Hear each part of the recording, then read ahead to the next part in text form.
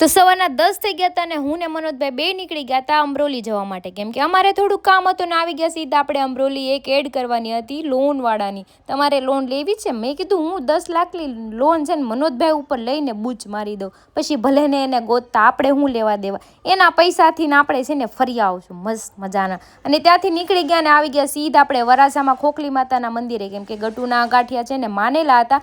તો ગાંઠિયા લઈને માતાજીને ગાંઠિયા ચડાવી દીધા હતા અને દર્શન કરી લીધા, ગટુને દર્શન કરાવી દીધા અને ગાંઠિયા ખાઈને પછી ત્યાં બેઠા. તો ભાવનગરથી ફેન ફોલોવિંગ ત્યાં આવ્યું હતું તો એની અરે ફોટા પાડ્યા અને પછી ત્યાંથી નીકળી ગયા ઘરે. મેં કીધું ચાલો હવે ઘરે જઈને આરામ કરું, ઘડીક થાકી ગઈ તડકાની. તમારા બેન રમતા હતા, પછી મારે એને રમવું જ પડે ને, ગદા લઈને સીધી મારવા જ માંડી, કેમ કે જોરથી એના પાપાને મારે રાડ પડાઈ ગઈ ને, એટલે કે પાપાને નહીં કહેવાનું. બધા વેજીટેબલ કટ કરી નાખ્યા હતા, કેમ કે આજે હું બનાવું છું મસ્ત મજાના આપણે ગપગોટા.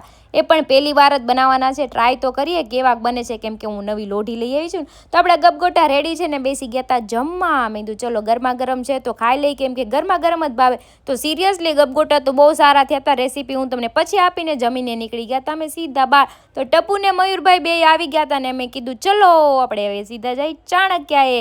તો જો રસ્તામાં આ બિલ્ડિંગનો વ્યૂ કેટલો મસ્ત હતો ને, ચાણક્યાએ ગયા ને જો બધા ફ્રેન્ડ આવી ગયા. તો અમે બધી સહેલીઓ જો ઝૂલા ઉપર બેસી ગયું હતું ને આ બધા જો નકરી હવા કરવામાંથી જ ઊંચા ન આવે. ના અમારા હરી જો સીધી આની કોપી જ કરી નાખે.